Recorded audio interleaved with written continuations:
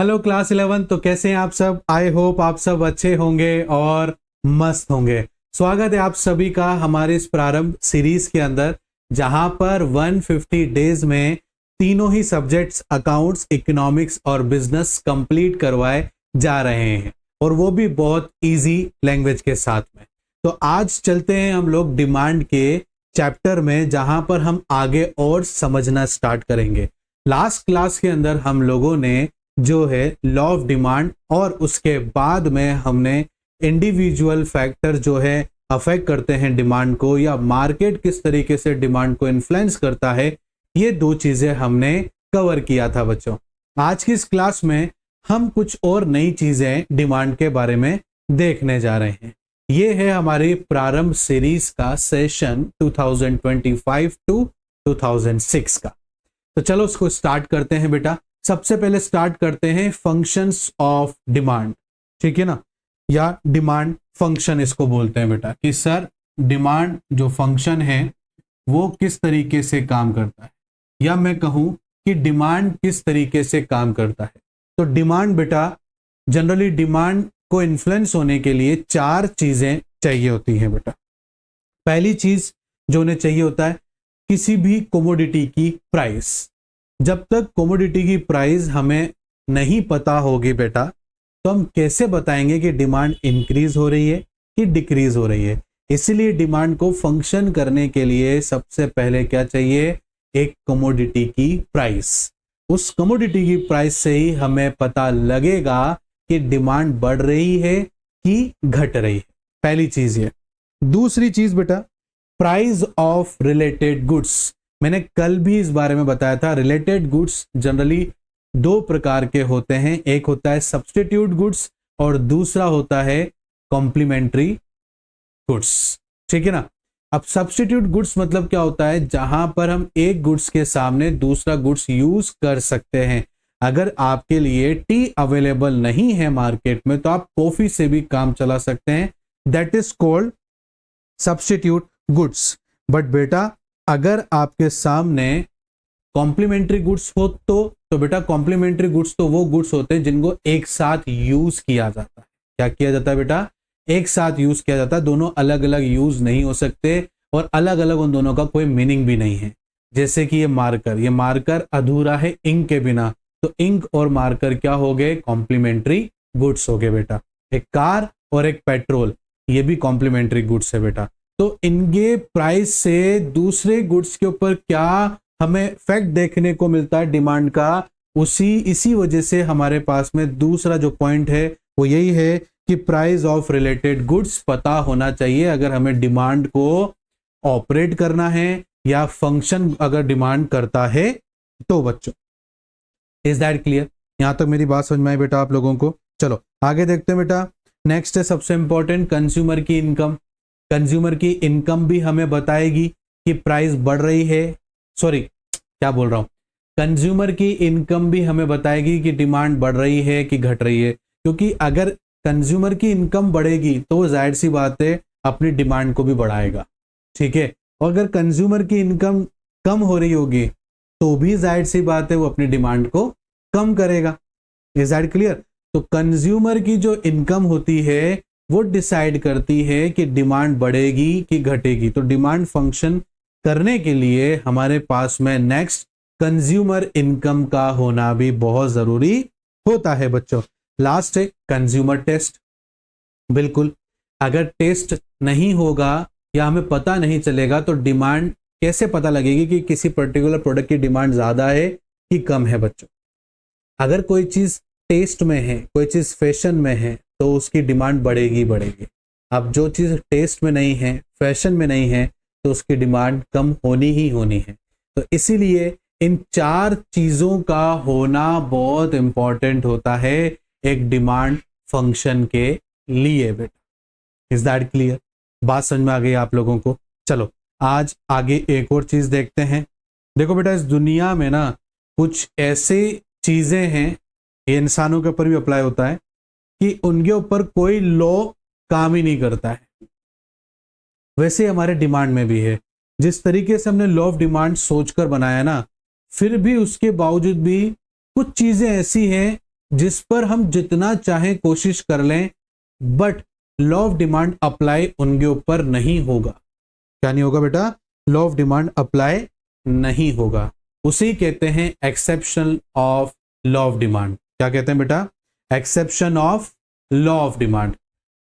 Exceptional cases are always there, हर जगह आपको मिलेंगे जहां पर कोई ना कोई रूल किसी ना किसी पर्टिकुलर चीज पर अप्लाई होता ही नहीं है, आप चाहे कितना भी कोशिश कर लो। तो वही समस्या हमारे लॉ ऑफ डिमांड के साथ में भी आई कि जब हम लॉ ऑफ डिमांड बना रहे होंगे तो हमें कुछ चीजें ऐसी मिली जिस पर लॉ ऑफ डिमांड अप्लाई नहीं हो रहा था। हमने खूब कोशिश करके देखा, बाकी लॉ ऑफ डिमांड उस पर अप्लाई नहीं हुआ बेटा। उसी को कहते हैं exception of law of demand, कि ऐसी कुछ चीजें हैं जिन पर चाह कर भी हम लॉ ऑफ डिमांड को अप्लाई नहीं कर सकते। जैसे कि अगर मैं लॉ ऑफ डिमांड की बात करूं तो लॉ ऑफ डिमांड कहता है कि किसी भी कमोडिटी की अगर प्राइस बढ़ती है तो उसकी डिमांड गिरेगी ही गिरेगी, या अगर उस पर्टिकुलर कमोडिटी की प्राइस कम होती है तो डिमांड बढ़ना ही बढ़ना है। तो यहां पर लॉ ऑफ डिमांड हमसे क्या कहता है कि प्राइस और डिमांड में इनवर्स रिलेशन होता है बेटा। क्या होता है? इनवर्स रिलेशन, मतलब अपोजिट रिलेशन होता है। क्या होता है बच्चों? अपोजिट रिलेशन होता है। बट कुछ चीजें ऐसी हैं जो प्राइस बढ़ने पर भी डिमांड में कोई चेंजेस नहीं आते, कोई चेंजेस नहीं आते, बल्कि प्राइस बढ़ने पर डिमांड और बढ़ जाती है, ऐसा हो जाता है। तो प्राइस बढ़ने पर तो डिमांड कम होनी चाहिए ना सर, बढ़ क्यों रही है? तो वो वही कैटेगरी के जो गुड्स हैं या सर्विसेज हैं उन्हीं को exception of law of demand कहा गया है, कि ये ऐसी चीजें हैं जिन पर लॉ ऑफ डिमांड ऑपरेट नहीं होता है। पहली चीज है बेटा उसमें expectation of further change in price. अगर मान लो किसी प्रोडक्ट की प्राइस भविष्य में बढ़ने वाली है, प्राइस बढ़ने वाली है, तो प्रेजेंट में ना उसकी डिमांड बढ़ जाएगी। अब मुझे बताओ यहां लॉ ऑफ डिमांड कहां से ऑपरेट हुआ? भविष्य में प्राइस बढ़ेगी, डिमांड आज ही बढ़ गई, जबकि प्राइस बढ़ने पर डिमांड कम होना चाहिए, यहां तो बल्कि डिमांड और बढ़ गई। तो यहां पर लॉ ऑफ डिमांड ऑपरेट नहीं हुआ बेटा। अब भविष्य में किसी प्रोडक्ट की प्राइस कम हो गई तो उसकी डिमांड आज कम हो जाएगी बेटा, तो यहां पर भी लॉ ऑफ डिमांड ऑपरेट नहीं हुआ।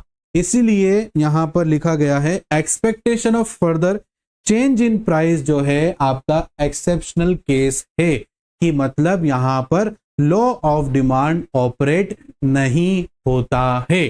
Is that clear? पहली चीज। दूसरी चीज बेटा, जितने भी नेसेसरी आइटम्स हैं, जितने भी नेसेसरी आइटम्स हैं, ठीक है ना, उन पर भी लॉ ऑफ डिमांड काम नहीं करता है, क्योंकि बेटा वो नेसेसरी आइटम्स है। आपके पास इतनी इनकम जनरेट हो चाहे नहीं हो, जीवन चलाने के लिए जिन बेसिक नीड्स की आपको जरूरत पड़ती है उसके लिए तो आपको कहीं ना कहीं से जुगाड़ करना ही पड़ेगा। अब प्राइस बढ़ जाएगी तो भी डिमांड वही रहेगी, प्राइस गिर जाएगी तो भी डिमांड वही रहेगी, डिमांड में चेंजेस हो ही नहीं रहे। जबकि प्राइस के चेंज होने से डिमांड में बदलाव आने चाहिए, जबकि डिमांड में बदलाव नहीं आ रहे हैं, तो फिर लॉ ऑफ डिमांड कहां ऑपरेट हुआ? लॉ ऑफ डिमांड तो कहता है कि प्राइस बढ़ने पर डिमांड कम होनी चाहिए और प्राइस कम होने पर डिमांड बढ़नी चाहिए, यही कहता है ना। बट बेटा यहां पर तो प्राइस भी बढ़ रही है और कभी प्राइस गिर भी रही है, तो भी डिमांड तो वैसा का वैसा है। प्राइस बढ़ने पर भी डिमांड में कोई चेंजेस नहीं आ रहे हैं, प्राइस गिरने पर भी डिमांड में इतना खास कोई चेंजेस देखने को नहीं मिल रहा है। तो यहां पर क्या है? लॉ ऑफ डिमांड ऑपरेट नहीं हो रहा है, क्योंकि बेटा देखो जीवन जीने के लिए हमें जितनी नेसेसरी आइटम की जरूरत है हम उतना तो कंज्यूम करेंगे ही करेंगे। ज्यादा भी, भाई आप 4 रोटी खाते हो एक टाइम में, अब रोटी सस्ती हो जाएगी तो आप ज्यादा रोटियां थोड़ी खाने लग जाओगे कि नहीं यार सस्ती होगी 2-4 और रोटी खा लेते हैं, ऐसा तो नहीं करोगे। शरीर को अगर 4 रोटी चाहिए तो 4 रोटी महंगी आए चाहे सस्ती आए आप तो उतनी ही खाओगे ना बेटा, समझ रहे हो बात को? तो यहां पर लॉ ऑफ डिमांड कहां ऑपरेट हुआ बेटा? नहीं हुआ ना। तो इसीलिए एक्सेप्शनल केसेस में नेसेसरी आइटम्स भी आते हैं कि भैया नेसेसरी आइटम्स के ऊपर भी लॉ ऑफ डिमांड ऑपरेट बिल्कुल भी नहीं होता है। इज दैट क्लियर बेटा? इसके बाद में एक जीफन गुड्स है। अब ये जीफन गुड्स क्या होते हैं? ये भी एक इंफीरियर गुड्स होते हैं बेटा। क्या होते हैं ये? इंफीरियर गुड्स होते हैं बेटा, कि अगर मान लो इनकी प्राइस बढ़ती है तो डिमांड बढ़ जाती है, और अगर प्राइस कम होती है तो इनकी डिमांड भी कम हो जाती है, ठीक है ना। जनरली पुअर कैटेगरी लोगों के लिए एक इंफीरियर गुड्स होता है बेटा कि जब इन जीफन गुड्स की प्राइस बढ़ती है तो डिमांड बढ़ा देते हैं, और जब इनकी प्राइस कम होती है तो डिमांड कम कर देते हैं। कैसे, देखो एक अपन चावल से लेते हैं एग्जांपल। अब चावल सस्ते हैं तो यहां पर गरीब आदमी क्या करेगा, चावल भी खरीदेगा और उसके साथ में सब्जी भी खरीद लेगा, क्योंकि अभी चावल कम है ना, सॉरी चावल के प्राइस कम है तो उनको जितनी क्वांटिटी चाहिए उतनी वो परचेस कर लेते हैं, फिर भी उनके पास खाने के लिए पैसे बचते हैं तो उससे वो सब्जी खरीद लेते हैं। तो यहाँ पर प्राइस कम है तो डिमांड भी कम करी उन्होंने, ठीक है ना। अब क्या हुआ बेटा, प्राइस बढ़ गई चावल की, तो उन्होंने क्या करा, अब उनका पैसा ज्यादा खर्च होगा तो डिमांड बढ़ गई उनकी, अब उनके पास पैसे नहीं बचे सब्जी खरीदने के लिए, तो पूरा पैसा उन्होंने कहाँ खर्च कर दिया, चावल को बाय करने में कर दिया। तो यहाँ देखा ना आपने कि प्राइस बढ़ने पर डिमांड बढ़ रही है, प्राइस कम होने पर डिमांड कम हो रही है, क्योंकि प्राइस कम हो रही है तो वो चीज सस्ती मिल रही है ना, तो उसके साथ साथ में वो कुछ और चीज भी लेकर आ रहे हैं ताकि उसके साथ वो खा लेंगे। बट अगर प्राइस बढ़ जाएगी तो चावल तो खरीदने ना बेटा, बट पैसे बचेंगे नहीं तो दूसरी चीज कहां से खरीदेंगे। तो यहाँ पर चावल की प्राइस बढ़ी तो डिमांड भी बढ़ गई चावल की। इज दैट क्लियर बेटा।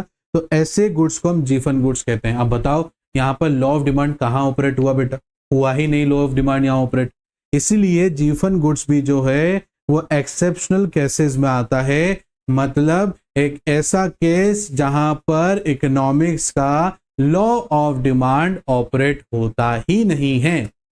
इज दैट क्लियर बेटा। लास्ट एक और एक्सेप्शनल केसेस मैंने यहां पर लिया है, वो है प्रेस्टीज गुड्स, मतलब जो बहुत लग्जरियस गुड्स हैं, बहुत महंगे गुड्स हैं, और ये है अमीर लोगों के लिए। जैसे कि डायमंड जितना ज्यादा महंगा होगा अमीरों के बीच में उसकी डिमांड और ज्यादा बढ़ेगी, क्योंकि ये गुड्स आपको शो ऑफ करने में बताता है कि भाई मैं कितना महंगा हूं। तो अमीरों को बड़ी खुशी होती है इस बात को लेकर कि वो जितना ज्यादा महंगा अगर डायमंड है तो उसको जितना ज्यादा वो महंगे दाम पर खरीदेंगे उतना वो अपने सोसाइटी के अंदर अपने आप को प्रेस्टीज बता पाएंगे।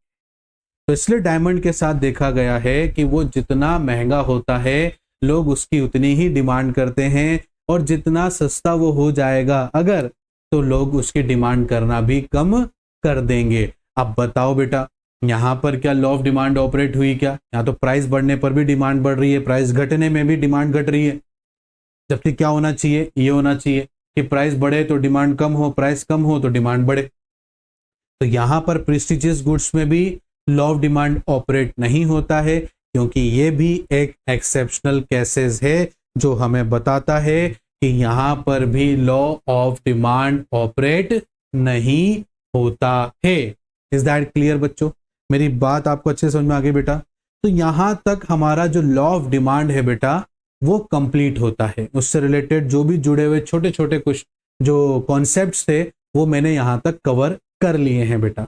अब अगली क्लास से डिमांड के थोड़े से और एक्स्ट्रा लेवल पर हम लोग चलेंगे, वहां डायग्राम के साथ साथ हम समझेंगे बेटा, और वो डायग्राम या वो ग्राफ बनाना आपके लिए बहुत इंपॉर्टेंट है और समझना उससे पहले इंपॉर्टेंट है।